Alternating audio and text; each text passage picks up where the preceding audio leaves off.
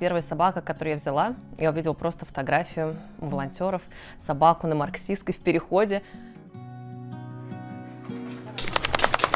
Она была огромная. Я такая, я беру.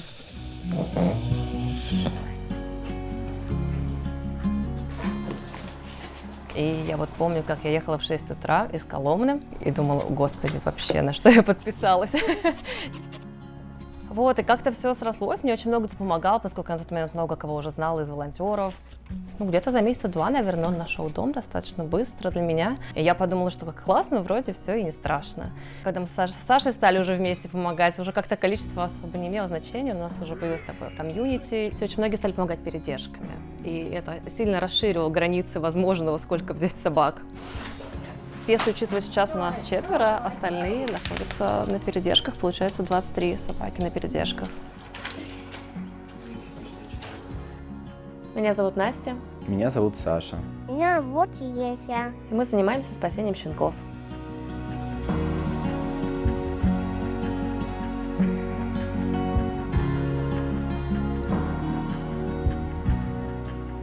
Вообще это появилось на самом деле во время эпидемии. Мы поняли, что уже тяжело справляться самим, что это начинает где-то раздражать, наверное, где-то уже выгораешь. Я просто написала у себя тоже на странице, что, может, кто-то хотел бы взять собаку на передержку. Оказалось, что очень много кто был готов. Это выросло вот в такую систему, где это оказалось очень нужно и с другой стороны для людей, у которых никогда не было собак. Щенки бывают отовсюду, правда, и из Московской области, и в Москве, и Нальчик, не знаю, Армавир, Абхазия, Осетия, да, ну это Подмосковье, отовсюду. Со мной обычно связываются, я говорю, могу ли я или не могу взять. Обрабатываем, готовим к вакцинации, приучаем к базовым таким вещам, на пеленку ходить, допустим, не грызть, оставаться дома одним. Так, итого у нас коронавирусный гастроэнтерит. Я не могу взять взрослых щенков достаточно, потому что им уже нужно гулять, больше общения. Мы, к сожалению, не можем столько дать. К сожалению, черные собаки пристраиваются очень плохо. То есть синдром черной собаки, их действительно берут во всем мире, намного реже из приютов, потому что они хуже получаются на фотографиях, что есть стереотипы с разными там героями из книг, фильмов и так далее. Черная собака, олицетворение такого зла, скажем так.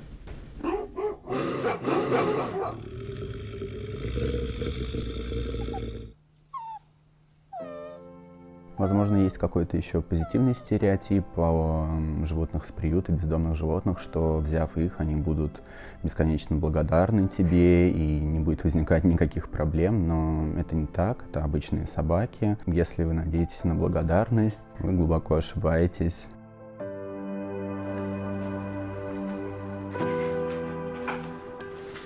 Щенкам мы ищем дом по большей части через соцсети. И люди приезжают, знакомятся с собакой. На следующий день дают свой ответ, как прошла их встреча, хотят они забрать собаку или нет. Мы даем свой. Если все успешно, то мы высылаем список необходимого для того, чтобы собака поехала к ним.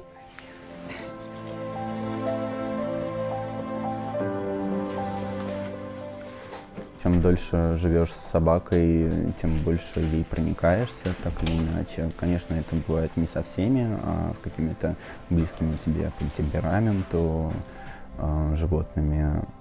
Ну, я бы не сказала, знаешь, посмотреть на наш трио. Если бы мы здраво мыслили, этого не случилось. Но слава богу, что случилось. На самом деле, когда люди приезжают, и обычно, когда мы отдаем, это, конечно, люди, которым нравится, прям ёкает, ты такой даже, вот как классно там будет собаки, ты же прям вот видишь. И поэтому, не знаю, мне на самом деле грустного мало. Это трогательно, но по-радостному трогательно в основном.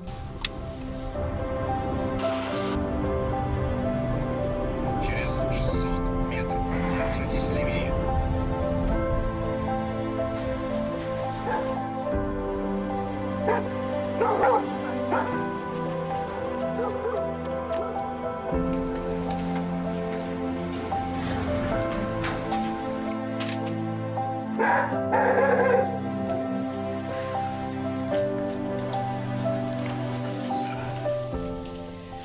Ну, получается, с 22 года вот я завела себе телеграм-канал. Для меня, наверное, просто вообще такой комьюнити, это не только про собак, но и про людей очень. Раз в полгода я пишу пост, там, покидайте привет с дома, и там по 700, 800, 900 комментариев от людей, которые взяли собак. Этим летом я организовала встречу наших собак, и очень много кто приехал пообщаться, познакомиться. Оттуда пришло очень много людей в нашу жизнь. Прикольная штуковина. Хорошая игрушка, да. У кого нет возможности помогать физически, очень любят помогать, в том числе деньгами, это тоже очень важно в нашем деле. Но самое простое — сообщить о нас в соцсетях, о какой-либо собаке, которая ищет дом. Репосты, которых мало, но они очень нужны. Там есть много удивительных историй, когда на небольшой, казалось бы, странице какая-нибудь сложная собака находит дом. Это всегда очень приятно.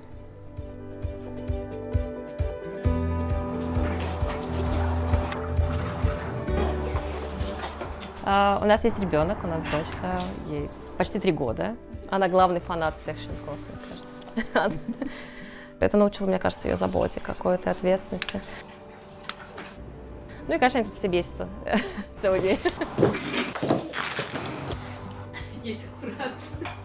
У нас 3 свои собаки, все они когда-то искали дом, были нашими кураторскими собаками и в какой-то момент стали нашими. У нас есть кот, но он тоже у нас к нам пришел с улицы когда-то. Лео, Бруно, Бетховен, Рональд, кот.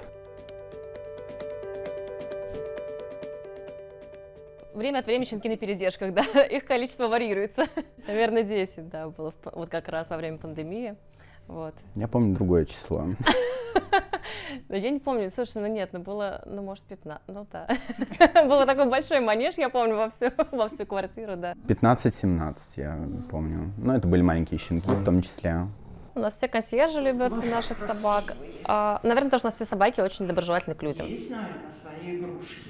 И грудка широкая у тебя, ну просто. Часто бывает, что людям просто очень интересно, почему у нас такой объем собак, куда мы их всех деваем. Это единственные вопросы, которые возникают. Да, осуждения мы никогда не встречали.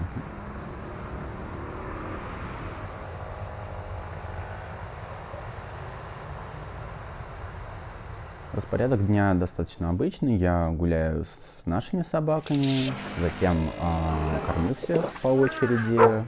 Гуляю с собаками, которые у нас на кураторстве, но это происходит реже, поскольку у нас, как правило, щенки маленькие, им еще не нужна улица. Прибираю все маленьких щенков, кормлю их, пою. Порядка 10 щенков могут проснуться, начать играть, требовать еды, воды.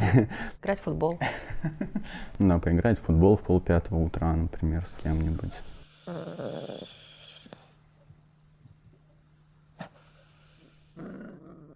Не то, что я какой-то святой.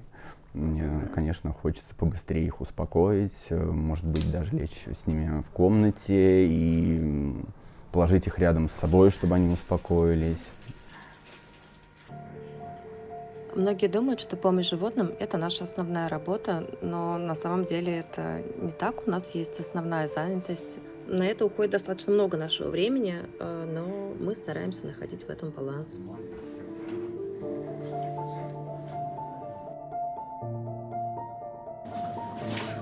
Лакомство хотите? Эй!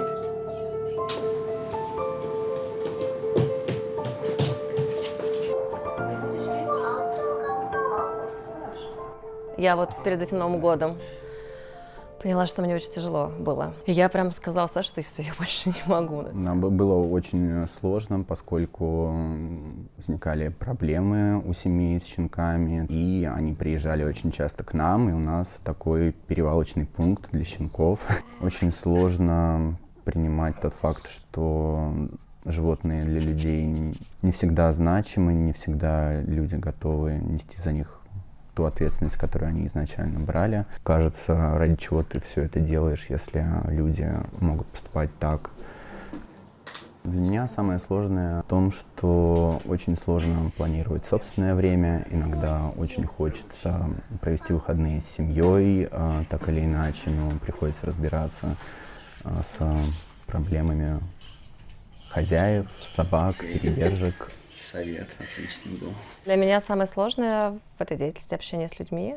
К сожалению, тяжело бывает общаться с людьми, с которыми разные ценности. Я часто сталкиваюсь с грубостью, какой-то агрессией. Это очень сильно изматывает. За все время возвратов не видела ни одного, когда я увидела бы, что собаки все равно позаботились. Обычно это выглядит так, что тебе дают собаку, вот вам поводок, вот вам тут, я не знаю, 200 грамм корма. Хорошего вам дня. В такие моменты мне кажется, что какой в этом смысл? Если все равно это происходит, то, не знаю, да, если я жертвую временем семьи, стоит оно того, или я должна больше уделять времени тому, что у меня есть. Приходится искать баланс. И, наверное, все эти годы это и есть поиск такого баланса, и он всегда просто разный. Это, не очень предсказуемо. Кто-то заболеет, кому-то понадобится помощь, что, не знаю, мы с утра проснемся и не сможем кому-то отказать. Тебе хотелось кого-нибудь бросить? Пожалуй, по-настоящему никогда не хотелось бросить, возможно, да, в какие-то тяжелые моменты. Действительно думаешь об этом, а что, если бы я жил как обычный человек? Ты всегда понимаешь, почему ты это делаешь. И я бы хотел заниматься этим так долго, как это возможно.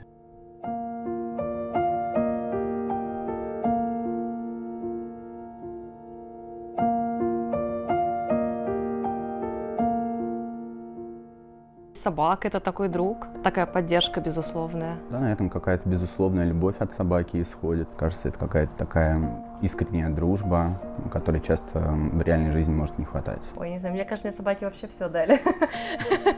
Но честно, да, я встретила человека, которого я люблю, друзей, партнера. Мои ученики — это, как правило, мои семьи собак. Вопрос в том, что у нас объединяет сразу же какие-то ценности вообще. У нас заодно и тоже болит там внутри все. И у меня появились люди, которые... Мне всегда нравится, что двери нашего дома открыты не только для собак, но и для людей, что к нам могут приехать в гости люди, которые нам помогают. Когда я думаю о том, как здорово, что мы дали людям первую собаку, которую они полюбят на всю жизнь. Подождать снаружи, да? Они все равно не согласятся. Можно попросить? Как бы не было тяжело, ты точно знаешь, тебя дома встретят виляющие хвосты, что ты всегда можешь кого-то обнять. Я понимаю, что я не могу глобально что-то изменить. Но очень здорово, когда что-то получается менять в представлении людей, что они находят себя тоже эмпатичными, сопереживающими. Оказывается, что им тоже все это очень важно. Я не знаю, когда все эти собаки потом лежат на диванах лучше, чем я. Но точно не зря, потому что я рада, что у меня ребенок растет в такой среде. Она знает, что это важно. И у нее нет вопросов, почему это важно. Если конечно, надо помочь.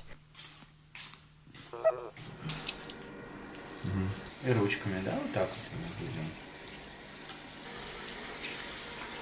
Хорошо.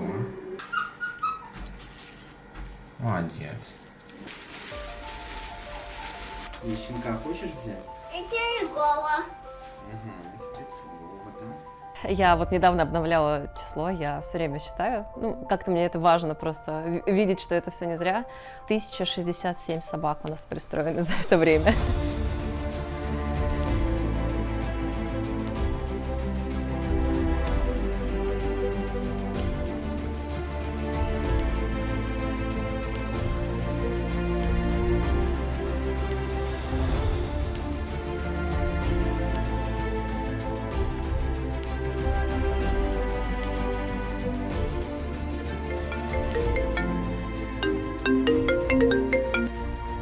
Алло?